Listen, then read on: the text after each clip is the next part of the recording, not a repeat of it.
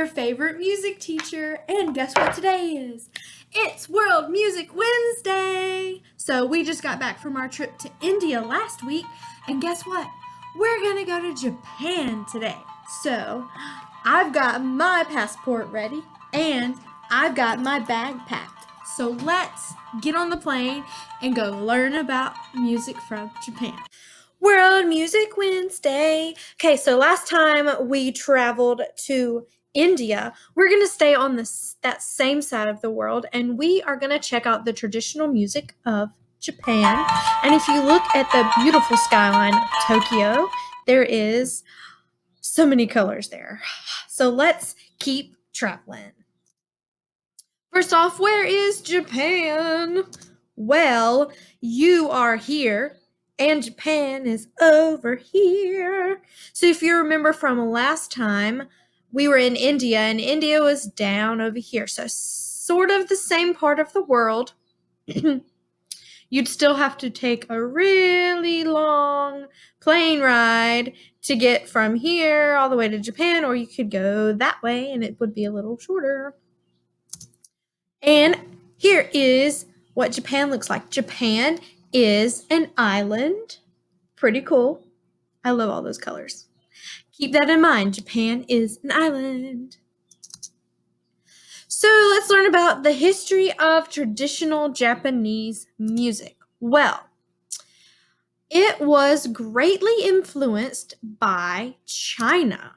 And if you look at this map over here, China is right here and Japan is right there. They are neighbors. It's sort of like us and Tennessee and Virginia and South Carolina. They're right next to each other. So, and also, China is a huge country, and look at China compared to Japan. So it makes sense that China would have all these ideas and it wants to share them with the small country of Japan.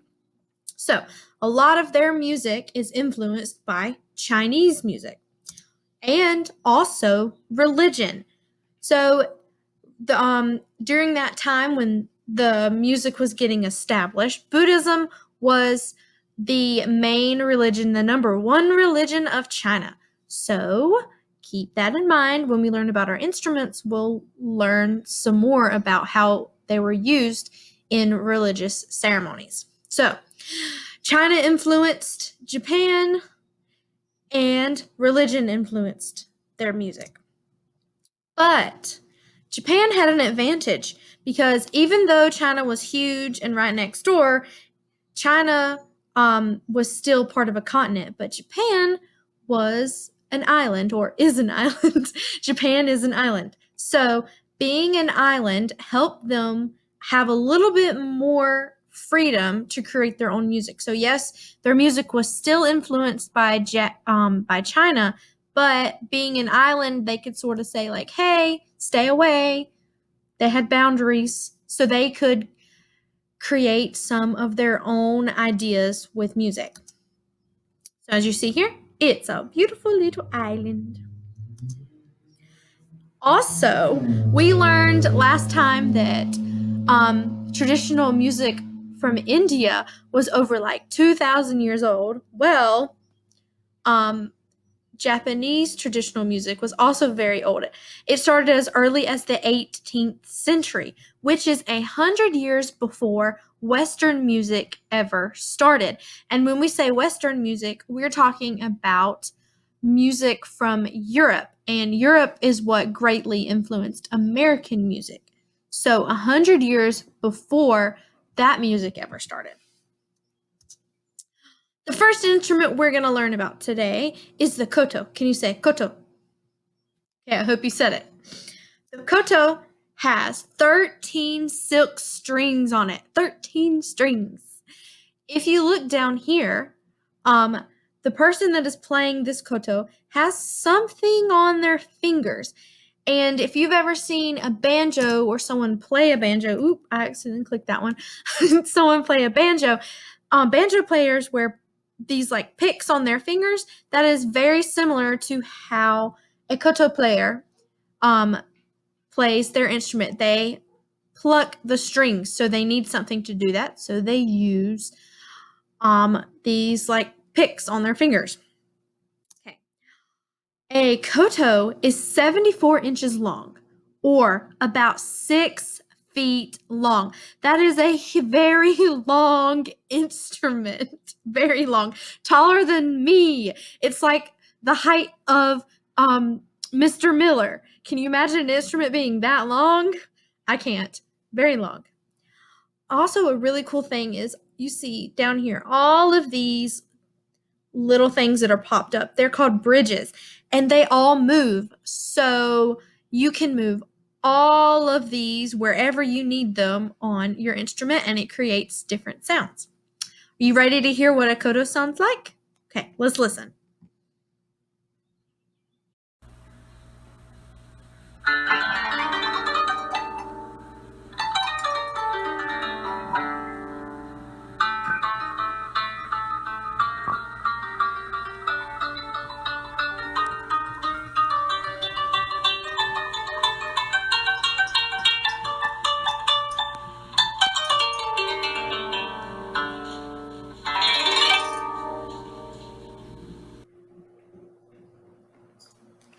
I don't know about you, but I thought that was really pretty and really relaxing.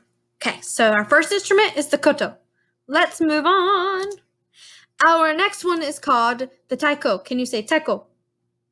I hope you said it. Okay, taiko is the Japanese word for barrel-shaped drum. So taiko really means any Japanese drum that is barrel-shaped.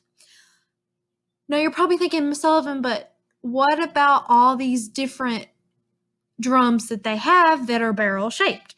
Well, in order to tell them apart, they change their names. And how they change their name is depending on the drum. So what they do first off is they take the T in taiko and they turn it into a D, so it's daiko.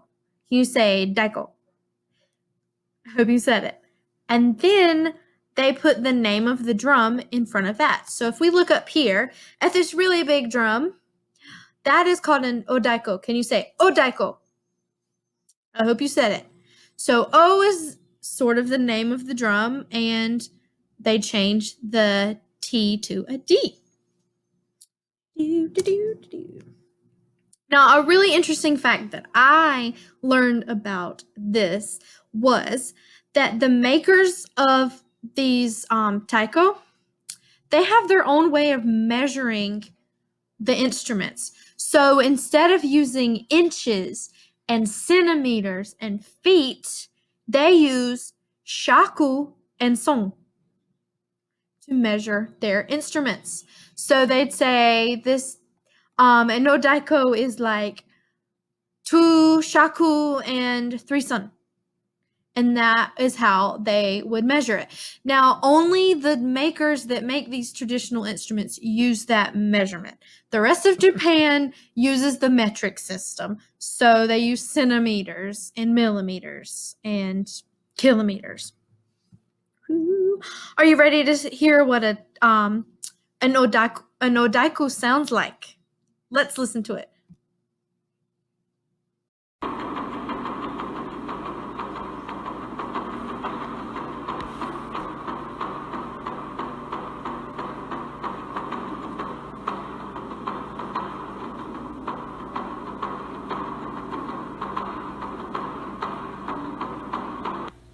Okay, that was some odaiko. Also, the taiko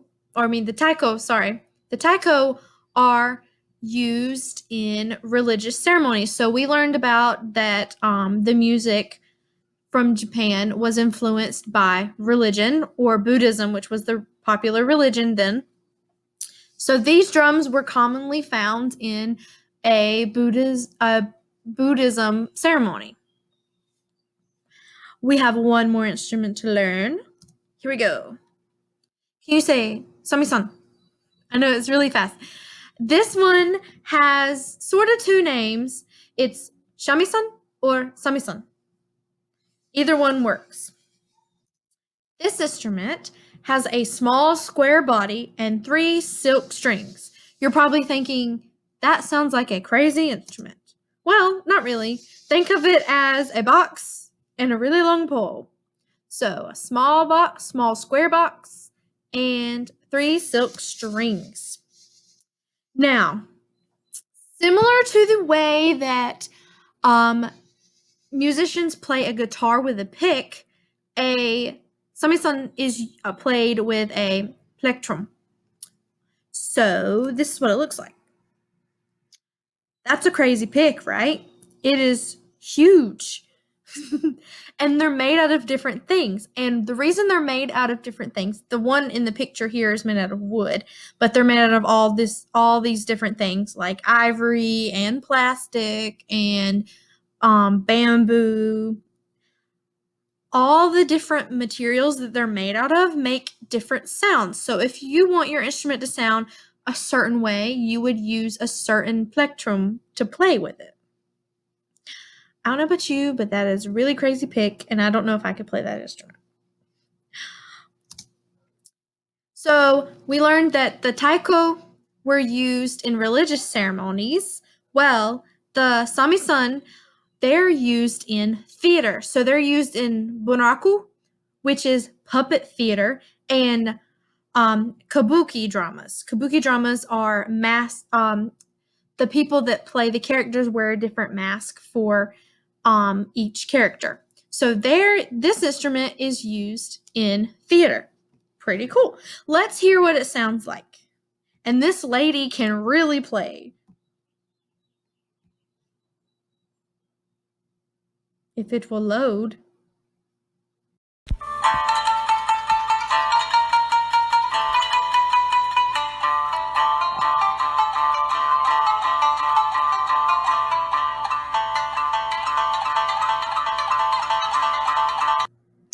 She really went to town on that. And if you were looking, you could see her use the plectrum to play it. Okie dokie, those are the 3 instruments that we have learned about today. And I have a challenge for you. My challenge is, can you find one fact about one of the instruments that we learned about and that you think is interesting and share it with me? Don't tell me something that we learned about together. Find something new and share it with me because there's a lot of really cool things about these instruments that I did not know. And you're probably thinking, Miss Sullivan, how am I going to share it with you? Well, where you found this video, you probably found the Google form. So give me your interesting fact, write it in the Google form. Okay? I hope you had fun learning about Japanese traditional music because I know I did. And let's go back and hear a message from me. Well, we're back now. I don't know about you, but I certainly had a really fun time learning about the traditional music of Japan. I wonder where we're going to go next Wednesday. You'll just have to find out. Bye.